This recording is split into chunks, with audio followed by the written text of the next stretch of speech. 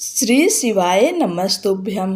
जिस प्रकार इस ब्रह्मांड का न कोई अंत है और न ही कोई शुरुआत, उसी प्रकार शिव अनादि हैं। संपूर्ण ब्रह्मांड शिव के अंदर समाया है। चलिए आज हम सब सोमवार व्रत कथा का श्रवण करेंगे। भगवान शिव शीघ्र प्रसन्न होने वाले और बहुत ही भोले स्वभाव के माने जाते हैं, इसलिए तो उन्हें भोलेनाथ कहा जाता है। माना जाता है कि शिव जी को प्रसन्न करने और उनकी कृपा पाने के लिए किसी कठिन अनुष्ठान की आवश्यकता नहीं होती है। वो अपने भक्त की सच्ची श्रद्धा से की गई आराधना से खुश हो जाते हैं। सोमवार का व्रत रखने व सोमवार व्रत कथा का श्रवण करने से उनकी अपार कृपा प्राप्त होती है। सोमवार का व्रत रखने व इस दिन से जुड़ी कथा का पाठ करने से भक्त के घोर संकट भी कट जाते हैं। बहुत समय पहले की बात है, किसी नगर में एक साहूकार रहता था। उसका घर धन धान्य व सभी सुख सुविधाओं से भरा हुआ था। बस कमी थी तो एक संतान की। संतान पाने के लिए साहूकार हर सोमवार को उपवास रखता था और शिव मंदिर जाकर पूरी आस्था से शिव पार्वती की पूजा अर्चना करता था। उसकी अटूट शक्ति से माँ पार्वती प्रसन्न हुई और भगवान शिव से निवेदन करने लगी, हे स्वामी, आप तो अपने भक्त की पुकार शीघ्र सुन लेते हैं, कृपया साहूकार पर भी दया करें और उसकी मनोकामना पूर्ण करें। माता पार्वती की विनती सुनकर भगवान शिव कहने लगे, हे देवी, हर प्राणी को अपने अच्छे बुरे दोनों कर्मों का फल भोगना ही पड़ता है। यही इस संसार की रीत है। यह सुनकर पार्वती जी साहूकार की मनोकामना पूर्ण करने के लिए शिव जी से हठ करने लगीं। बहुत समझाने पर भी जब माता पार्वती न मानी तो शंकर भगवान ने साहूकार को संतान प्राप्ति का वरदान दिया, किंतु उन्होंने कहा कि ये बालक अल्पायु होगा और मात्र 12 वर्ष तक ही जीवित रह सकेगा। उधर साहूकार भगवान शिव व माता पार्वती की बातें सुन चुका था, इसलिए उसे संतान प्राप्ति का वरदान पाने के बाद भी कोई प्रसन्नता न हुई, किंतु वो अब भी पहले की ही तरह पूरी श्रद्धा से भगवान भोले शंकर की आराधना करता रहा। वरदान पाने की कुछ ही समय बाद साहूकार की पत्नी गर्भवती हुई और 9 महीने बाद एक सुंदर बालक को जन्म दिया।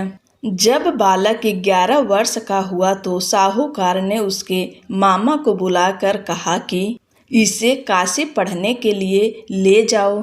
तुम लोग रास्ते में यज्ञ व दान पुण्य करते हुए जाना। ये कहकर साहूकार ने उन्हें खूब धन देकर विदा किया। इधर काशी प्रस्थान के बाद मामा भांजे एक गांव से गुजर रहे थे।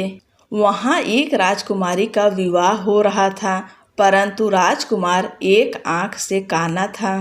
तभी वर के पिता ने साहूकार के बेटे को देखा और उसके मामा से कहा, तुम अपना भांजा कुछ समय के लिए हमें दे दो, विवाह संपन्न हो जाए उसके बाद ले जाना। राजकुमार के पिता ने दोनों को खूब धन दिया और इस प्रकार साहूकार के बेटे के साथ राजकुमारी का विवाह संपन्न हो गया।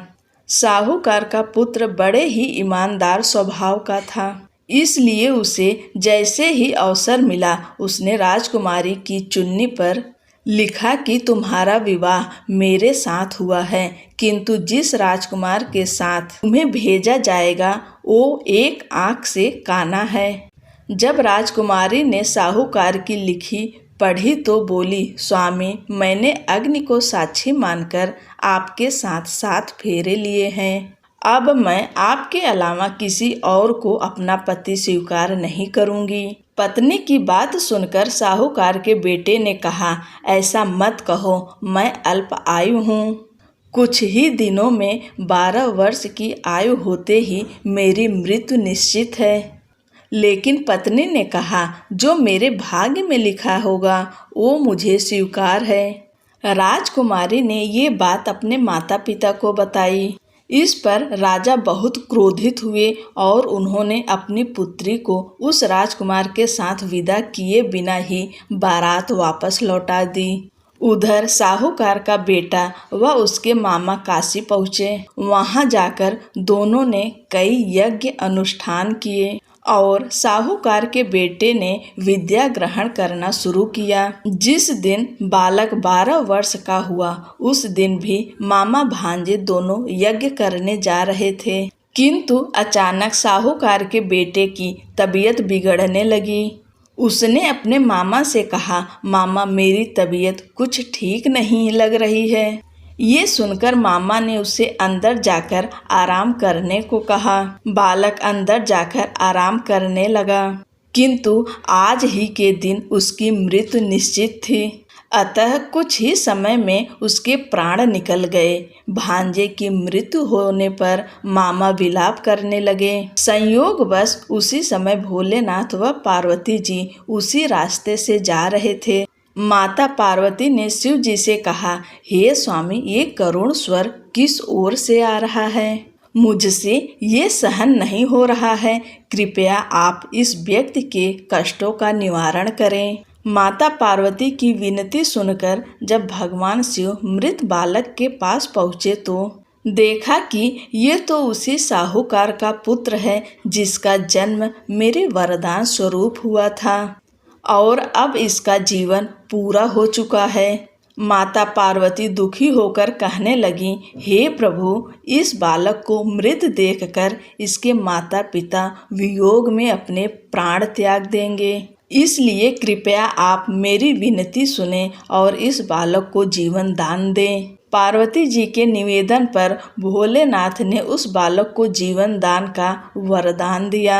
शंकर जी के आशीर्वाद स्वरूप बालक फिर से जीवित हो गया। उसने अपनी शिक्षा पूरी की और अपने मामा के साथ नगर लौट पड़ा। दोनों चलते चलते उस नगर में पहुँचे जहाँ राजकुमारी के साथ बालक का विवाह हुआ था। वहाँ पहुंचकर उन्होंने एक यज्ञ का आयोजन किया जिसमें उस नगर के राजा यानी राजकुमारी के पिता भी शामिल हुए। उन्होंने साहूकार के बेटे को देखते ही पहचान लिया और महल में ले जाकर उसका खूब आदर सत्कार किया। इसके बाद राजा ने अपनी पुत्री को बालक के साथ विदा कर दिया।